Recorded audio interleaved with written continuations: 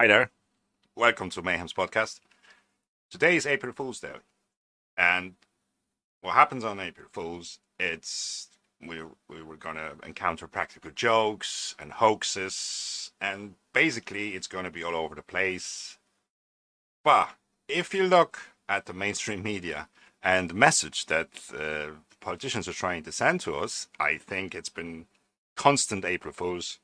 But let's have a look at the current problem that we're encountering, which is housing.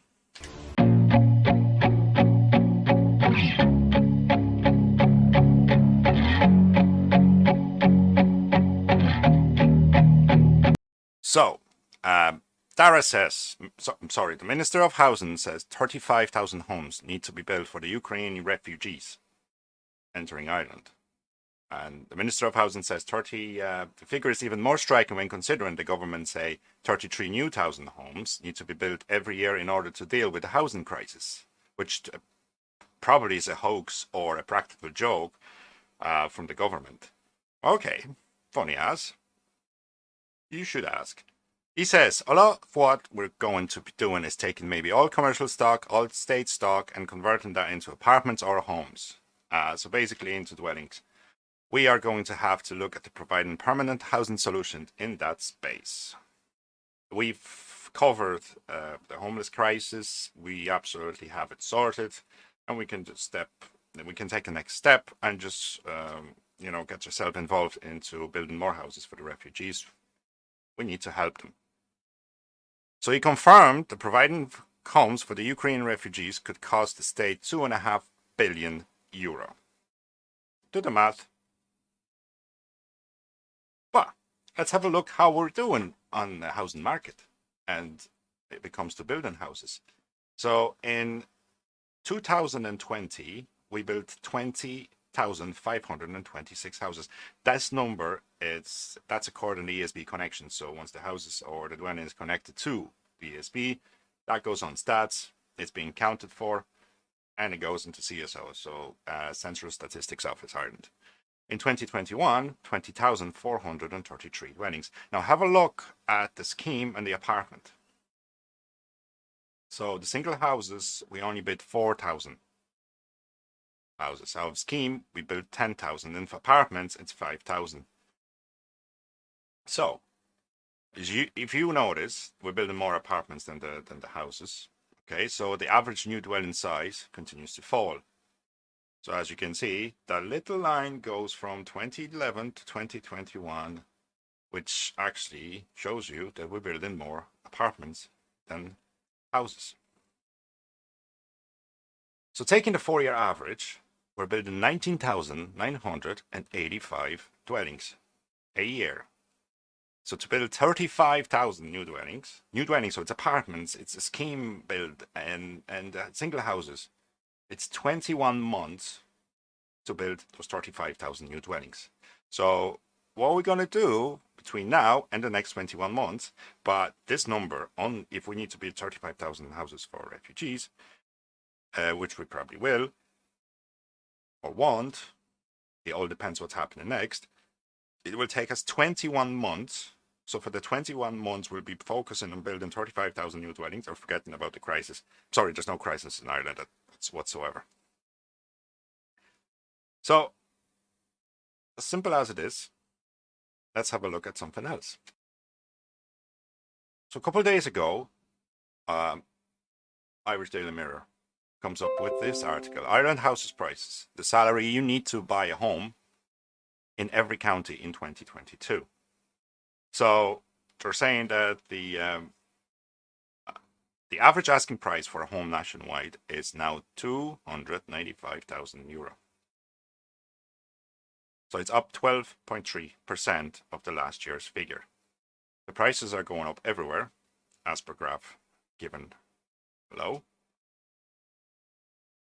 And it's been specified by every county.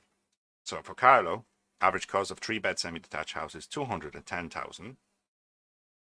It's 15% up from the last year, and you need 21,000 deposit, and you need to be on salary €54,000.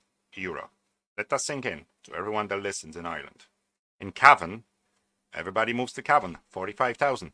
Deposit needed, 17,500 because the average price of the semi-detached house, 3-bed, is 175,000 euro. In Clare, you need 51,000 euro of salary, annual salary to buy a house because you need 20,000 euro as well.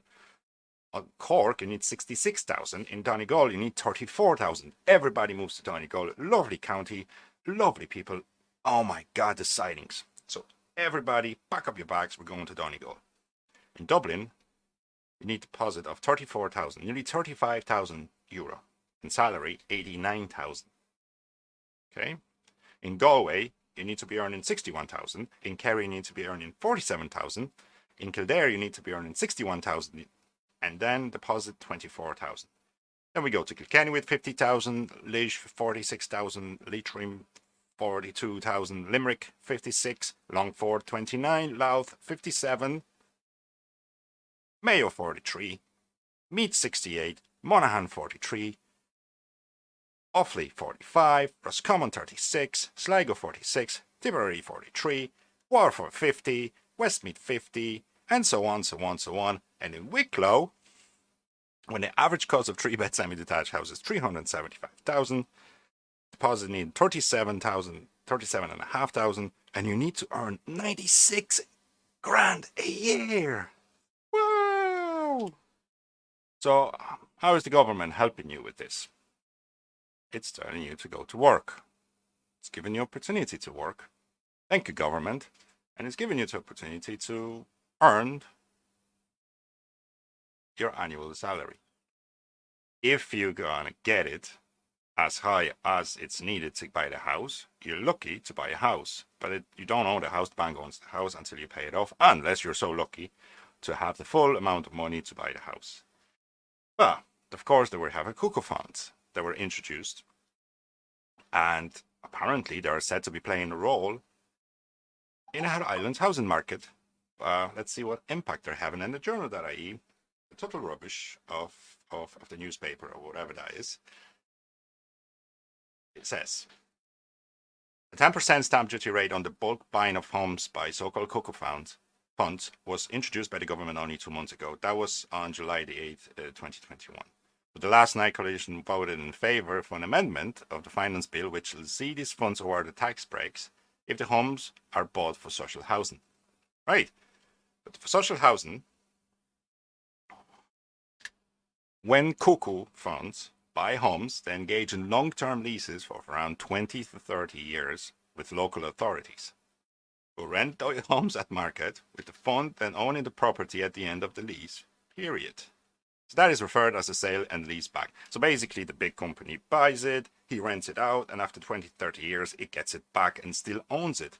So basically the customer that was renting the house for 20, 30 years was renting the house, owned nothing, and was happy. Do you get it yet? So according to data released by the Department of Housing, in 2020, 5,073 social houses were built in Ireland, which probably were owned by cuckoo funds, and they're getting them back after 20, 30 years. So beside owning they're probably buying the whole estate. So after 20, 30 years, they own the shit anyway. Well, we can look into those documents. In February 2022, Department of Housing, Local Government and Heritage, monthly homelessness report. Let's have a look. How many people are using government help? They're seeking the temporary accommodation, hotels, and so on. How many homeless people we have in Ireland? So that data is there. It's available for everyone to view. So details of adults accessing local authority managed emergency accommodation during the week of 21st to 27th of February 2022. 2 months ago. A month and a half. Depends what time you listen at. So we have 6,825 homeless people in Ireland. The population of Ireland is 5 million. These people have no houses. The only options they have is to rent. They probably can't afford it. The circumstances could be different, but we have 6,800 accounted for people that were trying to seek they were accessing managed emergency accommodation. Male 4,000, 65%, female 2,000, 35%. So,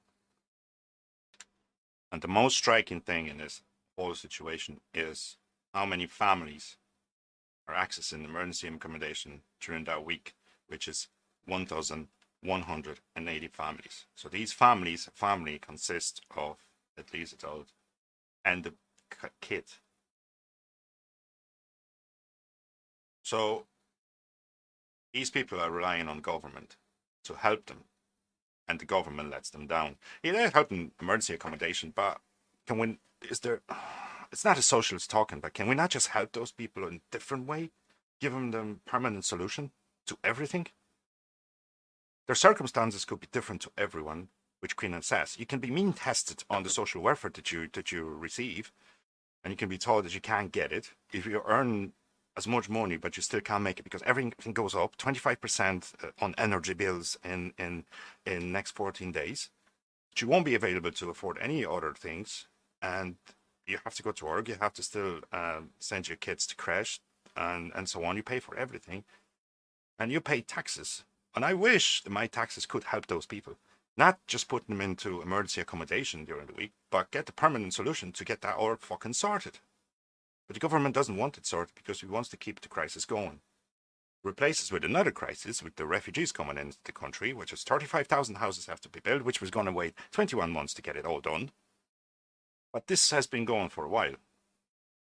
And back in 2019, if you looked at Daft, there were just 457 houses to rent, and the cheapest rent started at €1,297 a month for one bed. For a county with a population over 1.9 million people, that's not shocking, isn't it? In Cork, 246 properties 2 years ago available to rent. But Guardian in late 2018 claimed there were 30,000 empty homes just in the Greater Dublin area, the majority of which are owned by local councils, probably getting ready to be sold to the Cook Funds or other different companies or maybe other different countries. Yes. It's not there's just not enough homes. It's just they're overpriced and not being made available by just artificially inflating prices. If you remember, at the end of 2017, Paschal Donohoe stated that the success of the government would be determined by its ability to tackle the housing crisis over the course of 2018, 4 years ago. Donohoe said it was the most pressing problem of a generation and the government must reduce homelessness over the year. They haven't reduced a shit. The number is rising. Fine Gael, independent government, and presided over a huge growth of the numbers who are homeless. And from when the government was formed in May 2016, the publication of the Department of Housing report, March 2018, nearly 1,000 more children had become homeless as the 2,400 adults. So instead of fixing the shit, they fucked up everything on purpose. How is it all happening? That's easy to explain. It's a result of allowing Irish property to be placed in the hands of companies seeking to maximize profit rather than provide homes. This is all the country is about. The country is not a country anymore. It's a corporation run by Leo Varadkar, which is a key principle to everything. And maybe has connection. This is just a conspiracy theory. It probably has a connection with WEF, probably. So the agenda is there. You can't afford to buy the house. You have to rent it. You own that and you'll be happy. And so on and so on and so on. And it goes all the way around from a certain time. Nothing's going to be sorted because we have another issue on our hands, which as a country, we are helping other people, which I'm not against. I'm just trying to point a couple of things. It shouldn't be happening. We should be fixing the problem first here, but it's not happening. And we all know why. There's no point whinging anymore because they have this all set up. You can't afford anything. The prices are going to go up. And they can't do anything. They have to seek permission from EU to reduce tax on fuels. 25% of rise of energy costs from the April 14th. The money you got back, you should already Maybe if you didn't get back, you probably get 100 or 200 euro of your bill, but that's it. The 25% is going to be taken on April 14, so they're going to take their money back anyway. But what are you going to do? You're just going to sit there and say, well, just fucking wake up, will you, lads? That's not going to be fixed just by, I don't know. We're fucked. We're pretty much fucked at the moment. But our government has the solution. And let's have a look at 39 Amendment to the Constitution. It's a bill from 2020, blah, blah, blah, blah, blah. Let's scroll through the stuff. And as it states, the state accordingly should limit the right to private property where it's necessary to ensure the common good and to vindicate the said right to housing for all residents of Ireland. The solution is there. Take what you want from it. The information is there. They're not fixing the housing crisis. They just created more. So you can't afford to buy your own house. You have to rent it. You'll own nothing and you'll be happy. Have a good day. Bye.